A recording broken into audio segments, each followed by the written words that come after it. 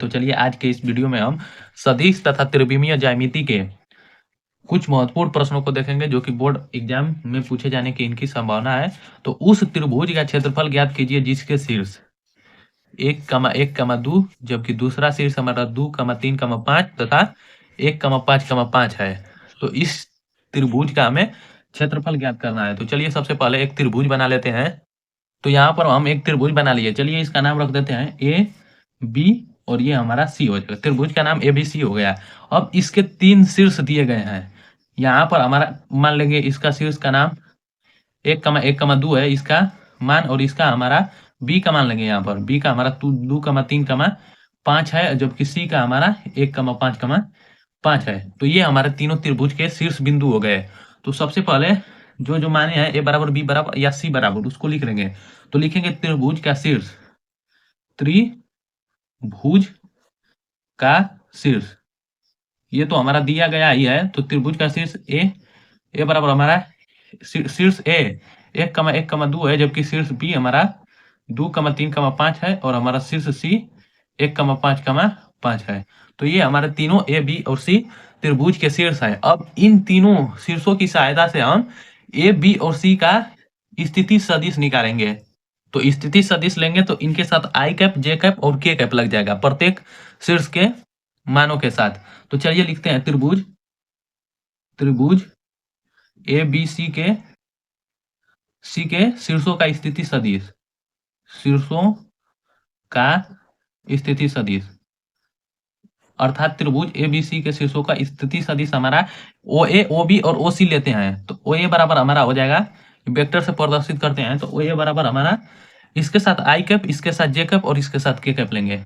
तो हमारा आई कैप हो जाएगा अब प्लस जे कैप, 1 को दिखाने की कोई आवश्यकता नहीं है, प्लस हमारा 2 के कैप। इसी प्रकार ओ बी बराबर हमारा हो जाएगा 2 I cap plus 3 J cap और प्लस 5 के कैप। इसी प्रकार हमारा ओ सी बराबर हो जाएगा, ये दोनों सदिश हैं, स्थिति सदिश है तो इस पर वेक्टर का चिन्ह लगेगा ही लगेगा, आई कैप प्लस 5 जे कैप प्लस 5 के कैप। ये है हमारे तीनों स्थिति सदिश।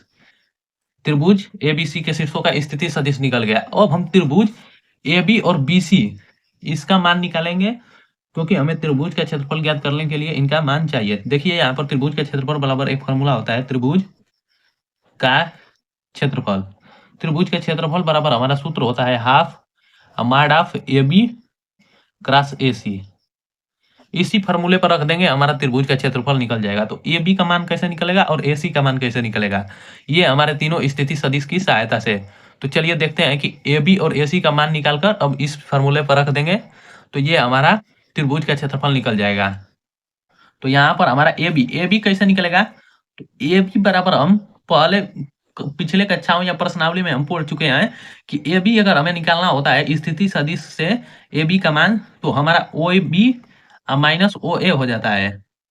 ओ बी माइनस ओ ए की सहायता से हम स्थिति सदिश निकाल लेंगे क्योंकि लास्ट वाला जो होता है उसमें से पहले वाला घटता है और इस ओ के सापेक्ष स्थिति सदिश लेते हैं।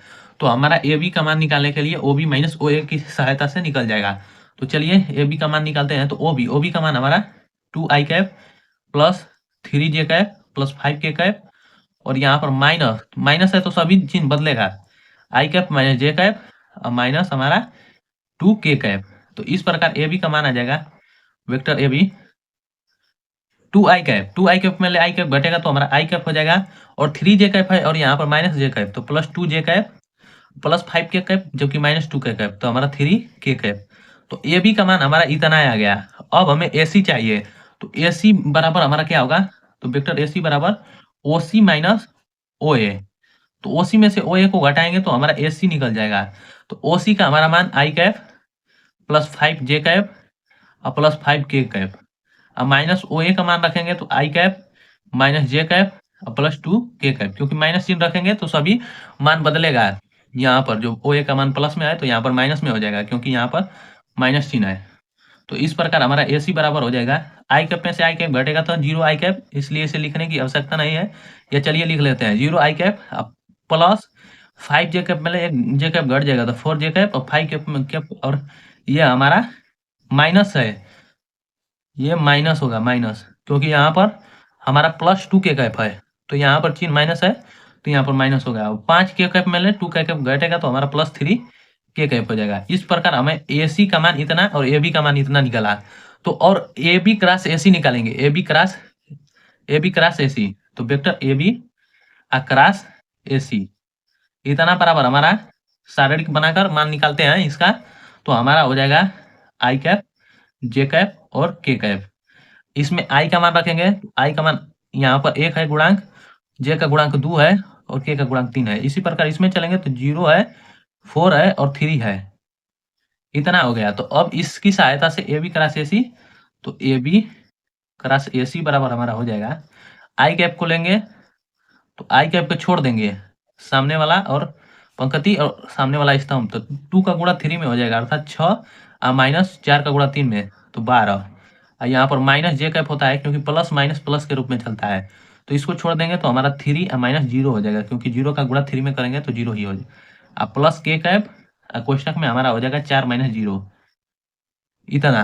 तो चलिए इसे हल कर लेते हैं। इस प्रकार हमारा -6 I cap -3 J cap +4 K cap, ये हमारा AB क्रॉस AC का मान आ गया इतना।